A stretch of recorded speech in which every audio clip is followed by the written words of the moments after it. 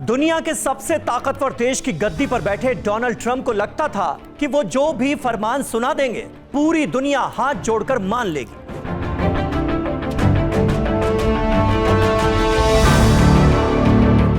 लेकिन 24 से 48 घंटों के भीतर भीतर अमेरिका के दो तरफ से पसीने छूट गए। एक तरफ उत्तर में बैठा पड़ोसी देश कनाडा है, तो दूसरी तरफ पश्चिम एशिया का उनका कट्टर दुश्मन ईरान।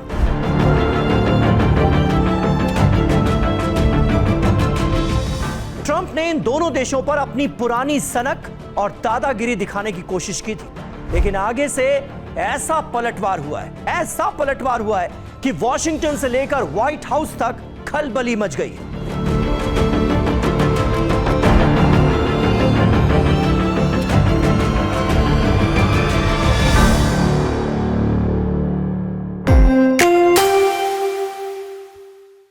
नमस्कार, आपके साथ मैं हूं समीर अब्बास और टीवी 9 डिजिटल के इस माध्यम पर आप सभी का स्वागत है। सवाल यह उठ रहा है कि क्या ट्रंप का सुपर पावर वाला रौब खत्म हो चुका है?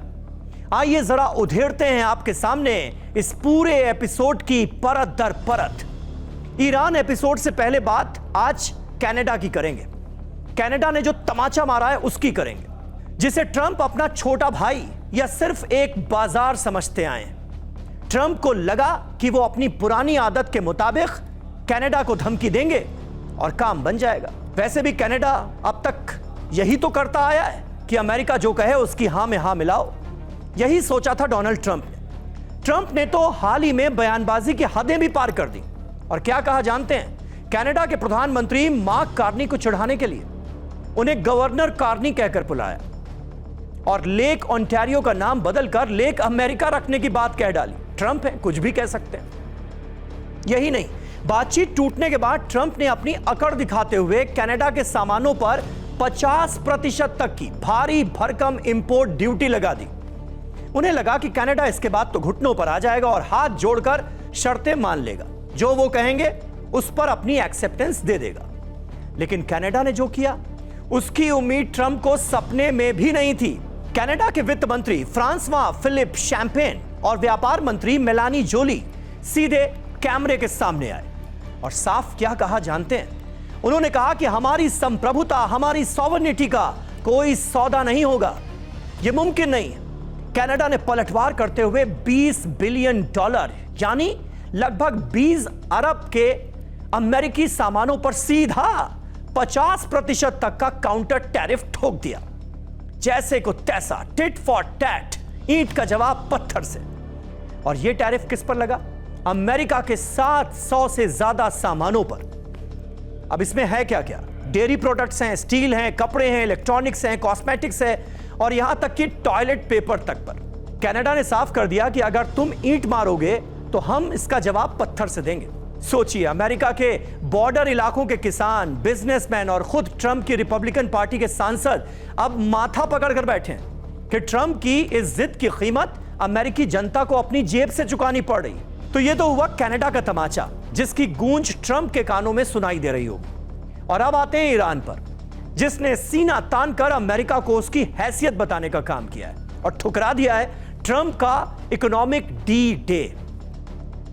ट्रंप प्रशासन और उनके खजांची यानी ट्रेजरी सेक्रेटरी स्कॉट बेसेंट ने ईरान को घुटनों पर लाने के लिए बड़े बड़े दावे किए। ट्रंप ने कहा कि वो ईरान के खिलाफ इकोनॉमिक डी डे यानी आर्थिक तबाही का दिन लाने जा रहे हैं। इसके तहत अमेरिका ने ऑपरेशन इकोनॉमिक आउटकास्ट का ऐलान किया। जानते हैं अमेरिका का प्लान क्या था?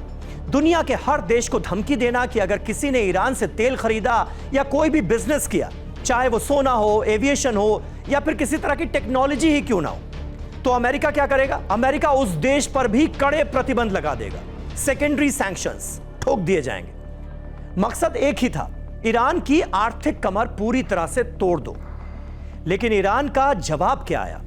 ईरान के अर्थव्यवस्था मंत्री अली मदानिजादे ने सीधे बयान जारी किया और कहा कि ट्रंप साहब, ये जो आप कर रहे हैं ना, ये आर्थिक आतंकवाद है। आप प्रतिबंध लगाइए, हमें कोई फर्क नहीं पड़ता, हमें यह खेल खेलना अच्छी तरह से आता है। ईरान की सेना ने तो एक कदम और आगे बढ़कर सीधी धमकी दे डाली। उन्होंने कह दिया कि अगर हमारी किसी भी संपत्ति या इंफ्रास्ट्रक्चर को नुकसान पहुंचाने की कोशिश की गई तो दुनिया के सबसे बड़े oil route strait of Hormuz और अमेरिका के रणनीतिक ठिकानों पर ऐसा प्रहार करेंगे कि अमेरिका संभाल नहीं पाएगा। ईरान ने पहले ही स्ट्रेट ऑफ हॉर्मूज से गुजरने वाले 45 जहाजों को ब्लैकलिस्ट कर अमेरिका को अपनी स्ट्रेंथ, अपनी ताकत का एहसास भी कराया। और जहां तक ईरान पर अमेरिकी प्रतिबंधों का सवाल है तो वो आप जानते ही होंगे, इतने सालों से ईरान इसे झेल ही रहा है। आज ईरान की जो अर्थव्यवस्था चौपट हुई पड़ी है वो अमेरिका के ही सैंक्शंस की वजह से तो है और ईरान इसे झेल रहा है। अमेरिका हमला करके भी देख चुका है, जंग लड़कर भी देख चुका है कि उसे हासिल क्या हुआ। वो चाहता था कि रिजीम चेंज कर दी जाए, वो चाहता था कि ईरान की न्यूक्लियर पावर को पूरी तरह से खत्म कर दिया जाए, वो चाहता था कि खामनेई को हटाकर रजा पहलवी को लाया जाए, यानी ईरान में एक तरह से अपने प्रभुत्व वाली एक पिट्ठू सरकार बनवा दी जाए जो ट्रंप के इशारों पर नाचे। लेकिन ऐसा तो कुछ नहीं हो पाया। उल्टे अब अमेरिका को खुद यह मानना पड़ा है कि वो अब ईरान पर हमला तो नहीं करेगा, अब आर्थिक नाकेबंदी से जवाब देंगे। सुना होगा आपने भी अमेरिकी विदेश मंत्री मार्को रूबियो का ताजा बयान। मैं नहीं, वो खुद ये कह रहे हैं। सोचिए ये अमेरिका की कितनी बड़ी हार है।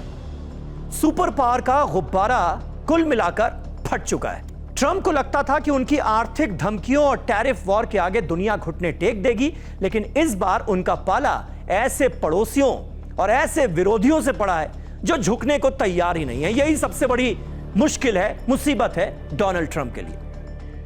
उत्तर में कनाडा अपनी आर्थिक संप्रभुता के लिए डटकर खड़ा हुआ है और ईंट का जवाब पत्थर से दे रहा है।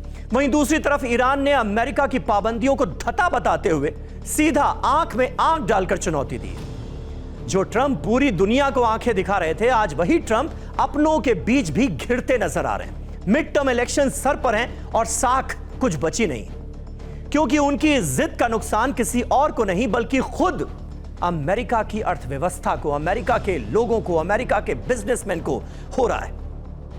तो अब देखना यह दिलचस्प होगा कि क्या ट्रंप अपने इन फैसलों से पीछे हटते हैं, अपनी गलती का एहसास उन्हें होता है, या फिर यह आर्थिक जंग जिसका जिक्र डोनाल्ड ट्रंप की तरफ से किया गया है यह और ज्यादा भयानक रूप लेगी।